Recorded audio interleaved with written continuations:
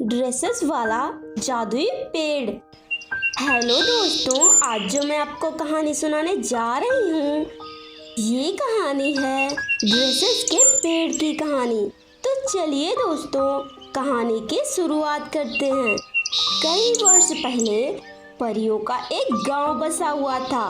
उस गांव में बहुत सी परियां रहती थी, पर ज्यादातर परियां गरीब थी और उन्हीं परियों में एक शनाया नाम की भी परी रहती थी। शनाया परी बहुत ही गरीब थी।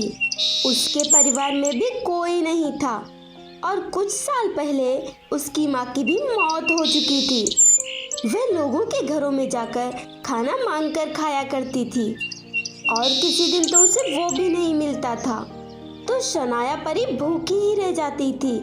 कुछ दिनों में दिवाली आने वाली थी। सभी परियां दिवाली की शॉपिंग कर रही थी। शनाया के पास एक भी पैसा नहीं था जिससे वह शॉपिंग कर सके। मेरे पास तो एक भी पैसा नहीं है और दिवाली के लिए ड्रेस भी लेना चाहती थी। अब मैं क्या करूं? हर साल की तरह इस साल भी कपड़े नहीं ले पाऊंगी। ये भी कोई जिंदगी है? मैं हर रोज मांग कर खाती हूँ और किसी दिन तो वो भी नहीं मिलता। माँ, आप मुझे छोड़कर क्यों चली गई? अगर आप यहाँ होती तो हमारा घर न ही गांव के मुखिया ने छीना होता और न ही मेरी आज ये हालत होती। ऐसे ही आखिर कब तक चलेगा? शनाया परी बहुत ही उदास हो जाती है और रोने लगती है। फिर धीरे धीरे दिवाली का दिन नजदीक आ जाता है। मैं एक काम करती हूँ, अभी दिवाली में 2 दिन बाकी हैं। मैं जंगल से कुछ लकड़ियाँ काटकर उन्हें बेचकर मुझे कुछ पैसे मिल जाएंगे, जिनसे मैं अपने लिए ड्रेस और दिवाली का बाकी का सामान ले सकती हूँ। ये ठीक रहेगा। फिर शनाया परी कुल्हाड़ी लेकर वहाँ से जंगल की तरफ निकल जाती है और कुछ ही देर में जंगल में पहुँच जाती है। कुछ समय ढूंढने के बाद वह एक पेड़ के पास पहुँच जाती है। ये पेड़ थोड़ा सूखा है, ये सही रहेगा। वैसे भी जंगल में कहीं भी एक भी लकड़ी नहीं है, पर मैं उस पेड़ को कैसे काट सकती हूँ? ये तो पूरी तरह भी नहीं सूखा है, मतलब इसमें अभी भी जान है। मैं अपनी खुशी के लिए इसकी जान कैसे ले सकती हूँ? तभी अचानक बिजली कड़कती है और वह पेड़ एकदम चमकने लगता है और उसमें बहुत से जादुई ड्रेसेस लटक रहे थे। अरे ये क्या, इतने सारे ड्रेस! ये तो कोई जादुई पेड़ है। मैंने तो ऐसा पेड़ कभी नहीं देखा। तभी वह पेड़ बोलने लगा। तुमने अपनी खुशी के बारे में ना सोचकर मेरी जान बचाने के बारे में सोचा। तुम बहुत ही अच्छी परी हो। मैं तुम्हारी सारी स्थिति जानता हूँ। तुम एक ड्रेस ले लो। तुम जैसे इसे पहनकर जो भी बोलोगी वह पूरा हो जाएगा। ये सुनते ही शनाया परी बहुत ही खुश होती है और उस ड्रेस को लेकर अपने घर में आ जाती है। फिर उसे पहनकर उसे जो भी चाहिए था वह मांग लेती है और खुशी खुशी दिवाली मनाती है। अगर आपको ये कहानी अच्छी लगी हो तो हमारे वीडियो को लाइक करें और हमारे चैनल को सब्सक्राइब भी कर लें।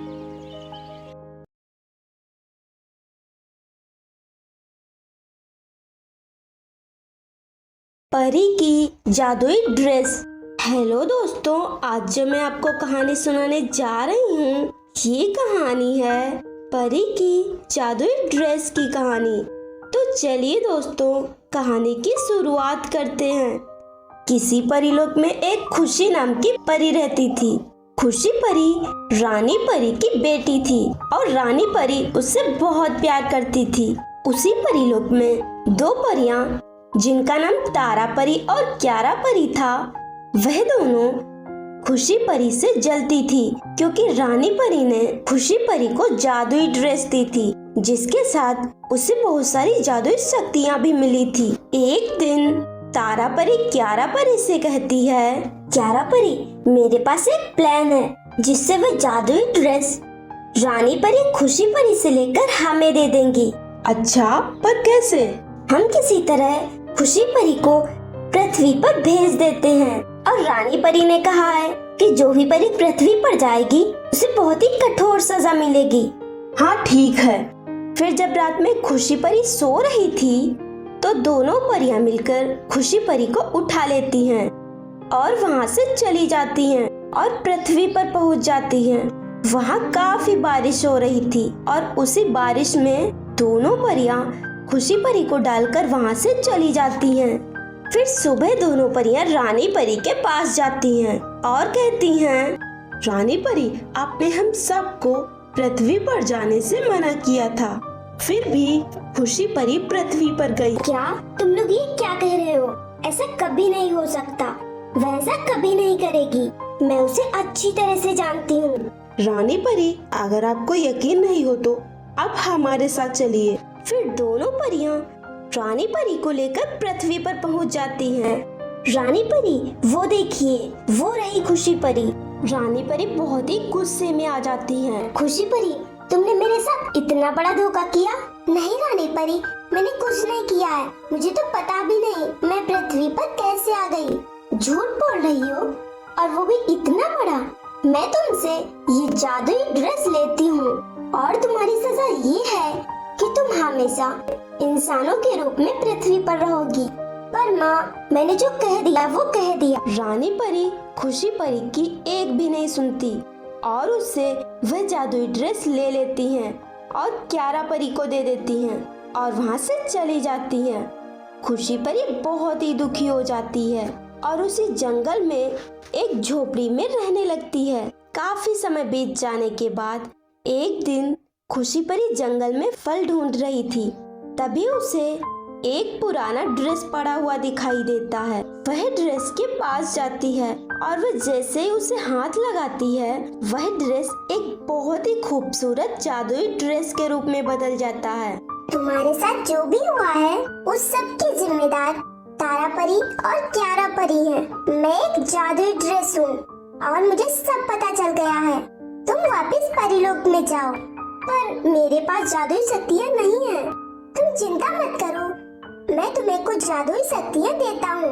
फिर वह जादुई ड्रेस खुशी परी को कुछ जादुई शक्तियाँ देता है। खुशी परी वहाँ से गायब हो जाती है और परीलोक में पहुँच जाती है और सारी बात रानी परी को बताती है। रानी परी दोनों परियों को बहुत ही कठोर सजा देती हैं और खुशी परी से माफी मांगती हैं। अगर आपको ये कहानी अच्छी लगी हो तो हमारे वीडियो को लाइक करें और हमारे चैनल को सब्सक्राइब भी कर लें।